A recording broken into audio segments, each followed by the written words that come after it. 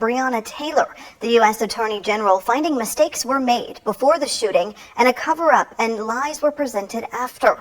Now, a reminder of what happened in her apartment that night. Our focus team using 911 dispatch calls, police records, and witness interviews to piece it all together.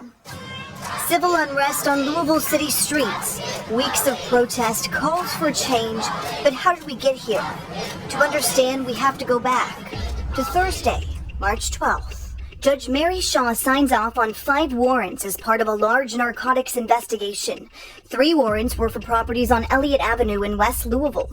Detectives wrote they were looking for drugs, weapons, electronics, and mail related to illegal drug activity. A 4th warrant was for a house on Muhammad Ali. And then this warrant for 26-year-old Brianna Taylor's South Louisville apartment. How was Taylor connected? She wasn't the main suspect in the case, but she was named on the warrant. Detectives say in January of this year, they witnessed their main suspect, Jamarcus Glover, arrive at Taylor's apartment, go inside, and then come back out with a package. Police say Glover then got into his car and drove to the Muhammad Ali address, which the detective called a known drug house. The warrant goes on to say that a U.S. postal inspector verified that Glover had been receiving packages at Taylor's apartment, and that it is not uncommon for drug traffickers to receive mail packages at different locations to avoid detection from law enforcement. Detectives also wrote they believe Glover may be keeping narcotics or proceeds from the sale of narcotics inside Taylor's apartment for safekeeping.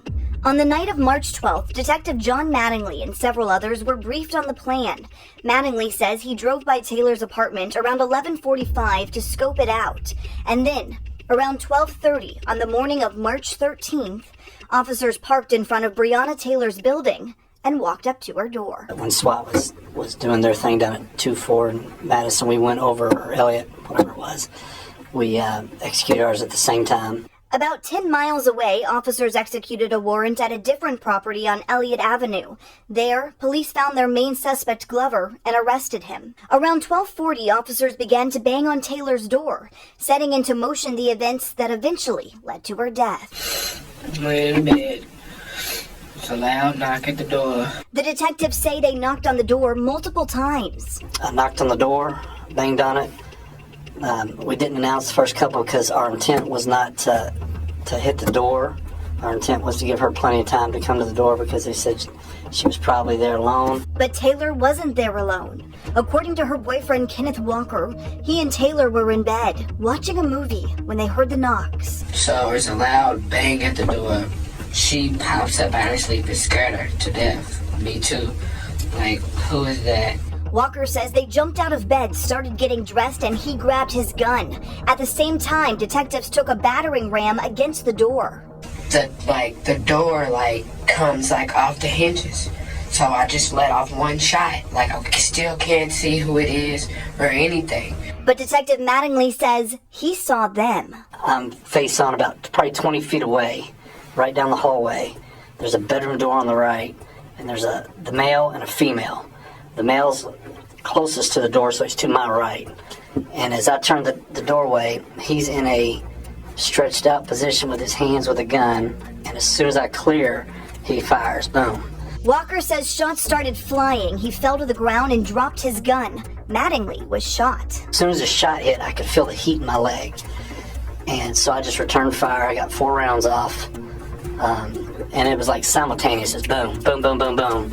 The detective says he fired 2 more rounds and then told other officers he'd been shot. It was called over the radio at 12:43 a.m., according to a CAD report provided by the mayor.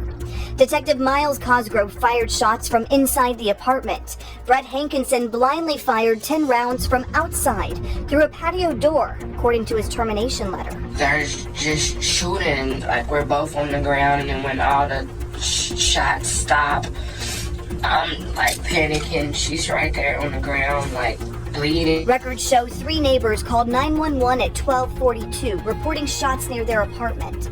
5 minutes later, after calling his mom, Walker dials 911. 911, operator Harris, where is their emergency? I don't know what happened. Somebody kicked in the door and shot my girlfriend. Okay, where are you located? I'm at 3003 Springfield Drive, apartment 4. 3003 Springfield Drive, apartment number 4? Yes. Oh my God. Okay, how old is your girlfriend? She's like 26. Brittany. Oh my You said 26. God. Where was she shot at? I don't know. She's on the ground right now. I don't know. I don't know. Meanwhile, officers rushed to the scene on word of an injured detective. Officers on scene put a tourniquet on Mattingly's leg as they wait for EMS. At some point, EMS shows up. It seemed like forever. I don't know how long it took. Mattingly was rushed to University Hospital where he went into surgery. According to the Taylor family attorneys, 120 LMPD officers went to the complex in the hours after the shooting, but no one went into the apartment to provide aid to Taylor until Walker was called out. I'm still yelling help because she's over here like coughing and like I'm just freaking out. But I'm on the phone with her mom now at this point.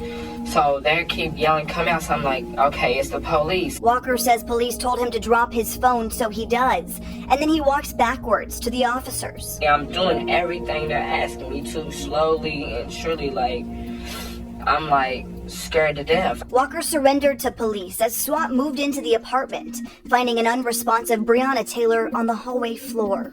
Walker was arrested at the scene and taken to LMPD headquarters, where he was interrogated for several hours, the interview wrapping up around 5:30 in the morning. Like, I literally don't understand this at all. Yeah. I have no reason. Like, I don't understand at all why they would be knocking on her door unless it was a mistake. Like, at all. And I asked that out there a million times, like, why were y'all even at the door? Nobody had an answer. That's what we're here to figure out, man. Walker was charged with attempted murder of a police officer, a charge that was later dismissed. Later that day, LMPD briefed the media about the incident. Victim who died is, we're still working through what her involvement was on the narcotics investigation. And her identity will be released by the coroner's office at a later date. As police briefed the media, the Public Integrity Unit searched through Taylor's apartment. Getting a warrant right after the shooting, they spent much of the day collecting evidence, including blood, hair, fingerprints, clothing, guns, and electronics. 2 days later, on Sunday, March 15th, we first learned the name of the victim, the Jefferson County coroner identifying her as 26-year-old Brianna Taylor.